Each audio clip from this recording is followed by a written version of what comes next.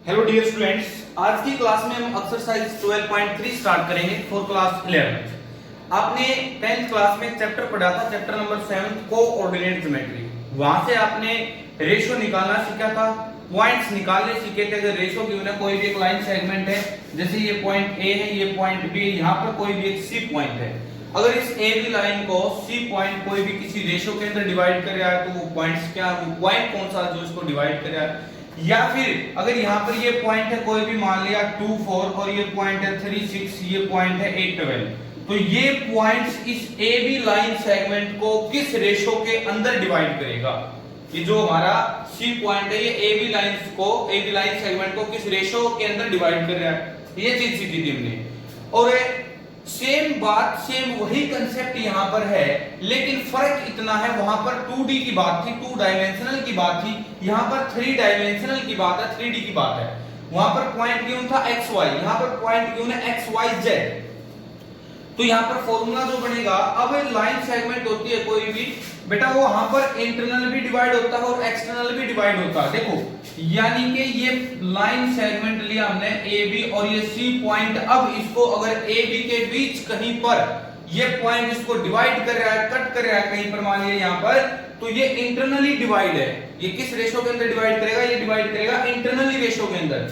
अगर हम एक्सटर्नल की बात करें तो ये ए पॉइंट, ये बी पॉइंट, और यहां पर कोई भी मान लिया सी पॉइंट, यहां पर कोई भी मान लिया हमने सी पॉइंट, तो ये सी पॉइंट भी फिर इसको रेशो के अंदर डिवाइड करेगा। वो कैसे करेगा, अगर ये जहां यहां पर 2:3 की बात करें, टोटल पार्ट अगर हम बात करें एसी के, टोटल पार्ट यहां पर अगर 5 हैं, तो ए बी 2 और बी सी कितने 3। तो इस तरह ये एक्सटर्नल डिवाइड होता है, ये इंटरनल डिवाइड होता है।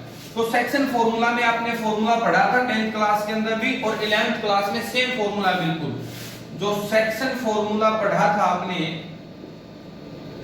x कैसे निकालते हैं, mx2 plus nx1 divide by m plus n। अगर कोई भी लाइन सेगमेंट है ए बी, ये पॉइंट होगा हमारे पास x1 y1 z1, और ये पॉइंट होगा हमारे पास x2 y2 और z2। यहां पर ये जो c है, ये मान लिया हमने डिवाइड कर रहा है इसको m रेशियो n के अंदर, तो ये m रेशियो n के अंदर डिवाइड करेगा इसको। ये पॉइंट होंगे हमारे पास x1 y1 z1, x2 y2 z2।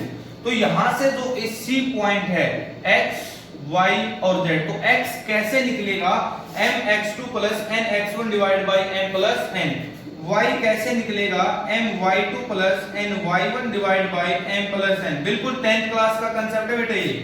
z equal to क्या होगा, mz2 plus nz1 divide by m plus n। देखो, जो जब रेशियो हमारे पास इंटरनली रेशियो है, अगर इंटरनल रेशियो है तो सेम इस तरह से होगा।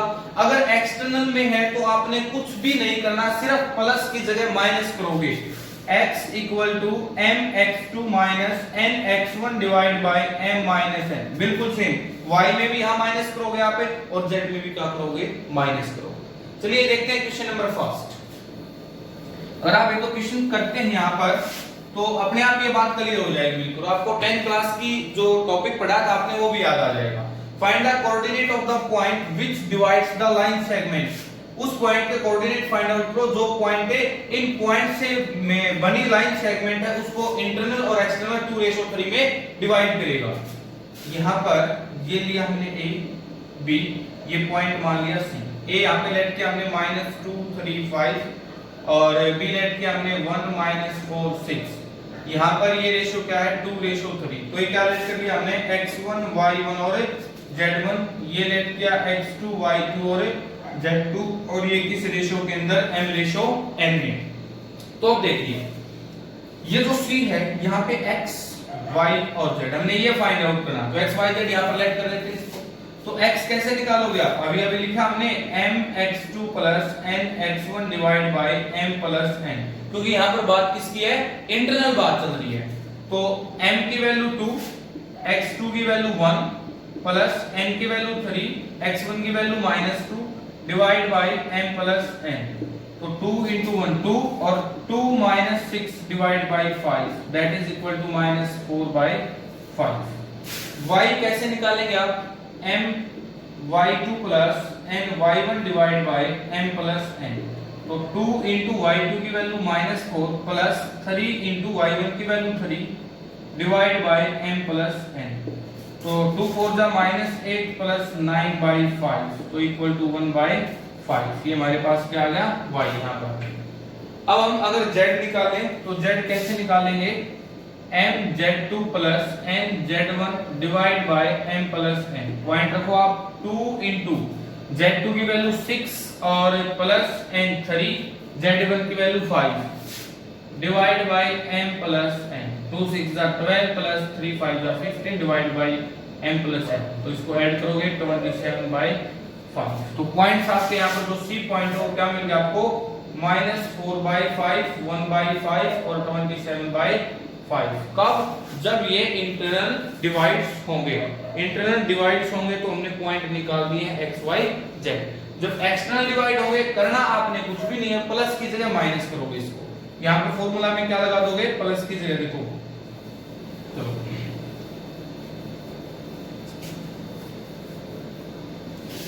ए जो पॉइंट हमारा -2 3 5, ये पॉइंट क्या है x1 y1 और z1।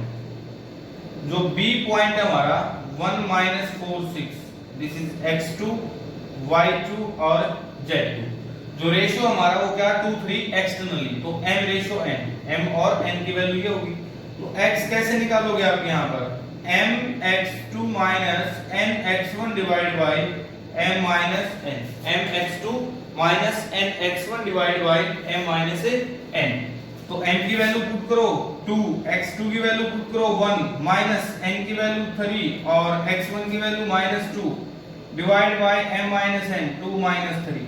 तो 2 माइनस माइनस यहाँ हो गया प्लस, 3 2 जा 6 डिवाइड बाय -1, 6 और 2 8 -8। जब आप y निकालोगे तो